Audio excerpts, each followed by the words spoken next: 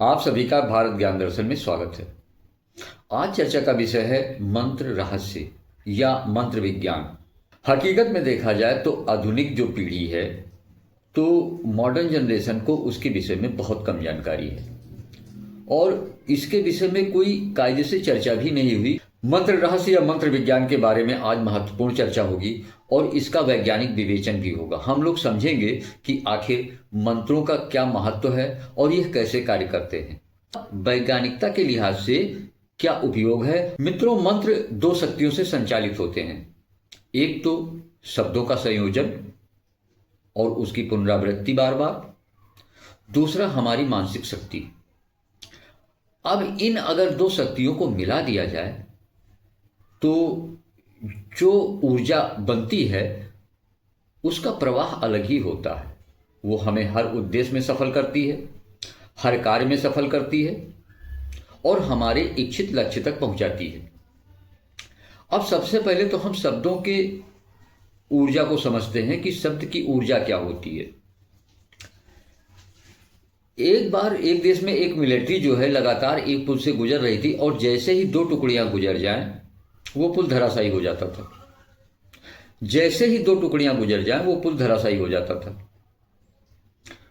वैज्ञानिकों ने बहुत सोचा, बहुत दिमाग लगाया और जब उसकी कायदे से जांच की गई तो पता चला कि जो सेना गुजरती है तो कदम ताल करते हुए गुजरती है और उनके जो बूटों की ध्वनि है वो एक लय में चलती है और एक लय की ये ध्वनि इतना विस्फोटक तरंगे पैदा करती है कि दो टुकड़ी तीन टुकड़ी गुजरने के बाद में वो पुल धराशायी हो जाता है। और तब से ये रूल बन गया हर देश का कि किसी भी देश की सेना अगर किसी पुल से गुजरती है उनको कदमताल करते हुए गुजरने का आदेश नहीं है। तब वो एक सामान्य तरीके से जैसे मनुष्य चलते हैं, लोग चलते हैं, उस तरीके से चलते हुए पुल पार करते हैं और पुल पार होने जाने के बाद में फिर वो कदमताल करते हुए चलते हैं। तो यहां पर साइंस ने प्रूफ कर दिया कि आखिर जो एक ध्वनि संयोजन होता है वो कितना महत्वपूर्ण होता है और कितना प्रभाव डालता है। और इन शब्दों का संयोजन इस बात पर निर्भर करता है, इसका परिणाम इस बात पर निर्भर करता है कि वो अच्छे हैं या बुरे हैं। मंत्र विज्ञान की दूसरी ताकत है हमारी मानसिक शक्तियां। हमारी मानसिक शक्तियां कितनी प्रबल हैं ये इस बात पर निर्भर करता है कि हमारा कंसंट्रेशन कितना अच्छा है, हमारी एकाग्रता कितनी अच्छी है, हम एक विषय वस्तु पर अपनी एकाग्रता को कितना फोर्सफुली अप्लाई कर सकते हैं। इस बात पर हमारे कंसंट्रेशन की ताकत निर्भर करती है और हमारा कंसंट्रेशन ही वो ताकत है जो हमें जीवन के हर क्षेत्र में सफल बनाता है और हर क्षेत्र में अग्रणी रखता है। क्षेत्र कोई भी हो जीवन का, वो चाहे आपका एजुकेशन हो या कार्य क्षेत्र हो या बिजनेस हो, कोई भी क्षेत्र हो, कंसंट्रेशन ही एकमात्र वो उपाय है जिसे अपनाकर हम जीवन के हर क्षेत्र में सफल हो सकते हैं। वही हालत यहां भी है। अगर मंत्रों में सफलता प्राप्त करनी है तो कंसंट्रेशन उसमें भी मस्ट है।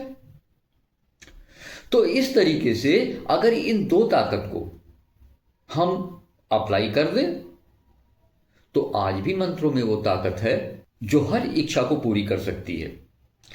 कुछ एक मंत्र हैं जो निर्विवाद सत्य हैं और आज भी जिनका लोग फायदा उठाते हैं, जिनका लाभ लेते हैं।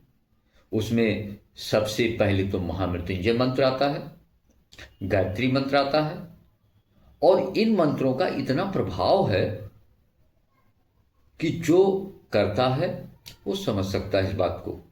आजकल YouTube पे मैनिफेस्टेशन के बारे में भी काफी चर्चा की जाती है कि ब्रह्मांड से मांगिए, ये मांगिए, वो दे देगा, सब कुछ दे देगा, लेकिन वहां पर भी कंसंट्रेशन की जरूरत है।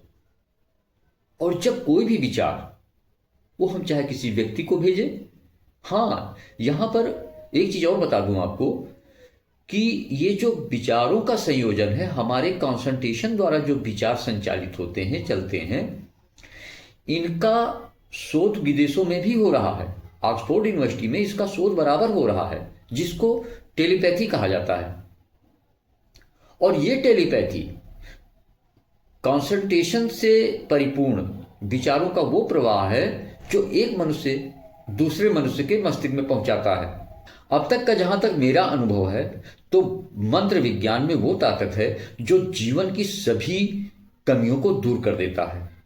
हम वो सभी चीजें प्राप्त कर सकते हैं जो हमारे जीवन के लिए जरूरी है, बशर्ते हमें उसके प्रयोग की जानकारी हो। और ये जो दो ताकत हैं, इनका निहायत पारंगत होना इसमें जरूरी है। मित्रों, आज की चर्चा यहीं पर समाप्त होती है। मिलते हैं फिर अगले ज्ञानवर्धक वीडियो में। तब तक के लिए जय हिंद।